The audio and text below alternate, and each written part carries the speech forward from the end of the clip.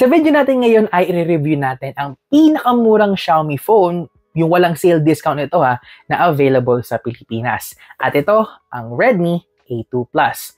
Pero sa specs na meron dito sa phone na ito, sulit ba siyang bilhin? Ano ba yung mga compromise na makukuha nyo dito? At ito na ba yung susunod mong phone? Maari? Hey guys, James here at welcome back sa ating channel. So pag-uusapan natin kung ano ba yung mga naging experience ko dito sa phone na ito at kung ano ba yung mga pros and cons ng Redmi A2 Plus. So, simulan natin ng video sa ating unboxing. Ito yung retail packaging ng Redmi A2 Plus. Medyo iba yung itsura ng box kumpara sa ibang phones na medyo mataas yung presyo than this one. Makikita nyo yung spec highlights sa sides and sa ilalim naman makikita yung nakuha nating configuration na 3GB na may 64GB internal storage. So, pagtanggal natin sa plastic at pagbukas ko sa box ay bubuong agad yung mismong phone. Tabi muna natin siya sa gilid at tignan natin yung iba pang niyang mga kasama. Sa mismong divider natin makikita yung 10W charger at ang kanyang micro USB cable. Spoiler alert! And nandun mismo yung SIM ejector pin o yung panundot. At sa pinakailalim naman yung mismong mga paperworks niya katulad ng warranty card. At yun na po ay mga nasa loob ng A2 Plus na box. Kung mapapansin po ninyo, wala po siyang kasamang jelly case sa loob aside sa usual na earphones na matagal nang hindi talaga sinasama ni Xiaomi sa mga box. Medyo disappointed na walang case na kasama pero since mura lang siya hindi na yun big deal para sa akin. Kaya ang ginawa ko na lang ay bumili na lang ako ng case mula sa Xundi na mura lang din at trusted ko na rin siya. So, kunin na natin yung phone, tanggalin na natin siya sa mismong plastic cover niya at tanggalin na rin natin yung sticker sa likod at yung mismong protective film sa screen. At syempre, buksan na natin siya at iset up na itong Redmi A2 Plus. Tulad nito. Yan. So, bago ko simulan ng review, para maging transparent po sa inyo, binili ko po itong Redmi A2 Plus gamit po yung sarili kong pera at hindi po ito sponsored or provided ni Xiaomi Philippines o kung sino mang store dito po sa Pilipinas. Lahat po ng sasabihin ko ay galing sa akin lamang at wala pong sino man ang may additional input o advanced copies ng review na ito. At kung gusto niyo bumili ng phone na ito at yung Xundi case para po sa Redmi A2 Plus, ilalagay ko po lahat sila dito po sa description box sa ilalim. At panoorin niyo po tong video na ito hanggang sa dulo dahil may isa pong surpresa na sasabihin sa inyo, kaya abangan niyo yan. So, sisimulan na natin ang review na ito sa pinakahuli ko lagi binabanggit parati sa mga video reviews ko at ito yung price. Babanggitin ko na yung presyo para maset na ninyo yung expectations nyo kung ano ba yung makukuha nyo sa phone na ito. So, ang kanyang SRP para sa iisang configuration lang na 3GB RAM plus 64GB internal storage ay 3,999 pesos. Pero at the time of this recording, may back-to-school sale si Xiaomi kaya naka 500 pesos off siya, making it priced now for only 3,499 pesos. Okay, so diretso na tayo sa design ni Redmi A2 Plus. Nagustuhan ko yung medyo textured back niya dito na gawa sa plastic. Parang kumuha siya ng inspiration doon sa Poco M3 na may faux leather-like pero dito sa A2 Plus, medyo matigas yung feeling. Hindi siya tulad doon sa M3 na medyo malambot. Ang nakuha ko is light blue, which nagustuhan ko at hindi siya prone sa smudges. So, pagtingin natin sa button placement, sa taas ay yung kanyang speaker grill, then right side ay yung volume control at power button, left side naman ay malinis at sa ilalim naman ay yung headphone jack, microphone at micro USB port nga. So, sa likod naman ay nandun yung kanyang fingerprint scanner. Sa display naman ay naka 6.52-inch HD Plus IPS panel po siya na may 20:9 aspect ratio. Basic 6 lang po ito at naka-dewdrop notch at yung borders niya ay medyo mataba, lalo na din po dito sa chin. Pero hindi na ako aangal pa dahil naka-SRP price naman po ito. Aangal lang po ako sa sobrang baba ng brightness nito na maximum na aabot ng 400 nits. Which mahihirapan kayong magbasa nito sa mga screen kung nasa direct sunlight po kayo. Doon naman tayo sa performance at software ni Redmi A2 Plus. Ang processor niya ay naka 12nm MediaTek Helio G36 na may 3GB of RAM at 64GB naman po na eMMC 5.1 internal storage.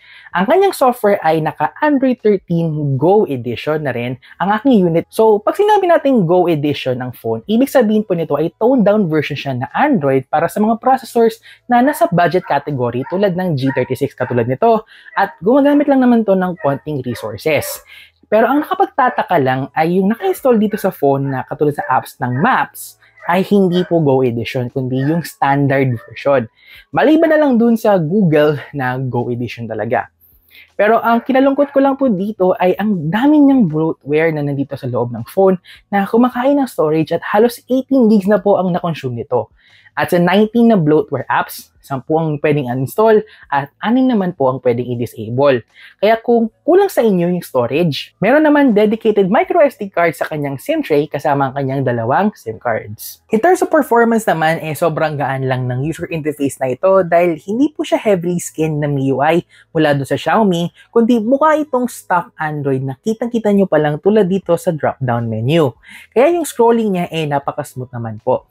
Fun fact lang, given na ito ay itsurang stock Android dahil ang pangalan po ng phone na ito ay nagsisimula sa letrang A, which yun din ang nangyari sa Xiaomi A series dati na ang gamit naman ay Android One software tulad ng Mi A2. Naalala nyo pa ba yun? In terms naman sa panonood ng videos, smooth naman po siya pero makahalata mo minsan yung delayed response ng phone. Kung for example, napalitan nyo po yung resolution ng video o pumindot ka ng isang app sa Google Play Store. Dito nyo po makikita yung isang compromise na meron doon sa Helio G36. Mas mahahalata nyo po ito pag maglalaro na po kayo ng games dito. Sasabihin ko na po sa inyo kagad, huwag po tayong mag-expect ng smooth performance na walang delay sa touch response pag gaming na po ang usapan dito. For example, sa Mobile Legends, while may option naman ang Redmi A2 Plus for ultra graphics, hanggang high refresh rate settings lang ang kaya nito. Ito ang isang sample gaming test mula sa Redmi A2 Plus.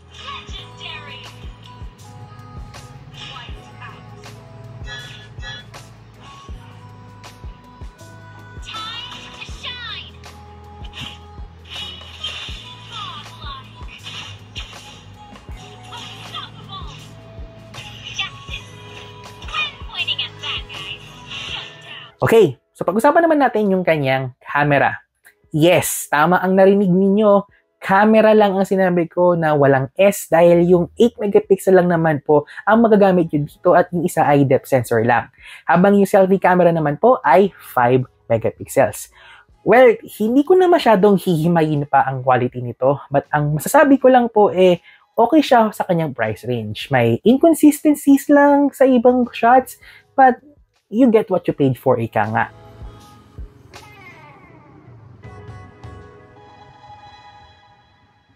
Guys, so ito yung ating front camera video test para sa Redmi A2 Plus. Naka 1080p siya at 30 frames per second. So, yan, medyo nilawakan ko yung aking kamay para kita ko sa frame.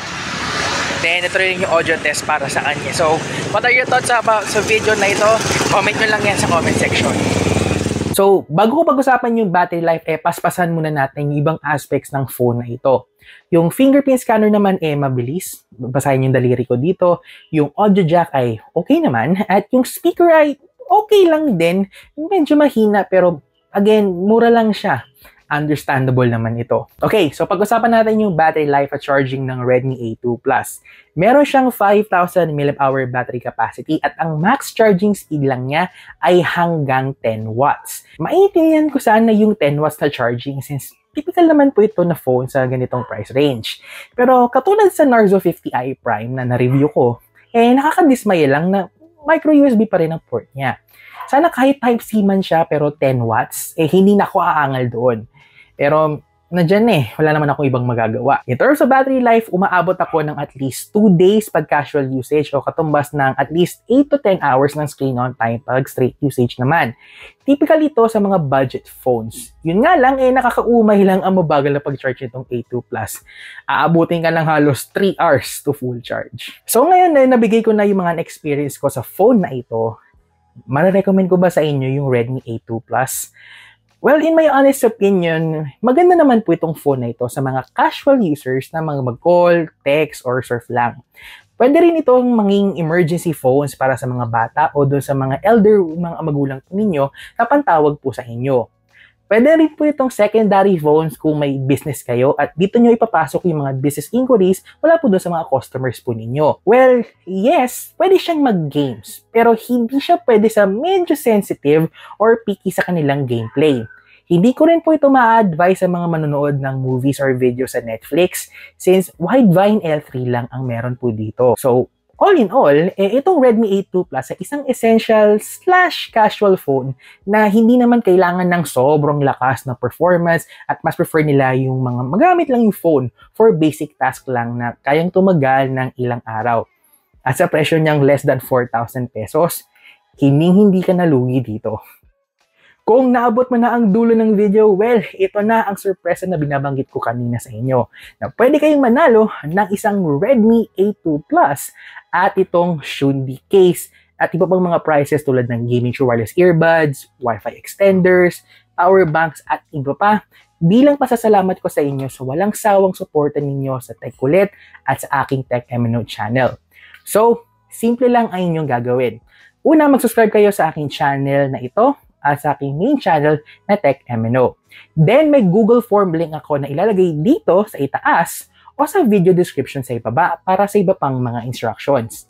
Then, sa comment section sa ibaba, mag-comment kayo dyan ng bakit ninyo gustong manalo nitong Redmi 8 II Plus, yung TikTok or IG handle po ninyo, or kahit ano pa malaman lang ko na sumali na po kayo dito sa giveaway. So, lahat ng sasali, best of luck po sa inyo. At kung gusto nyo mapanood ang iba kong mga reviews, click nyo lang po yung playlist dito. Or kung gusto nyo mapanood yung huli kong video, click nyo na lang po yung nandito. At syempre, huwag nyo kalimutan na mag-subscribe sa dalawa kong channels. Again, my name is James at see you sa susunod na video.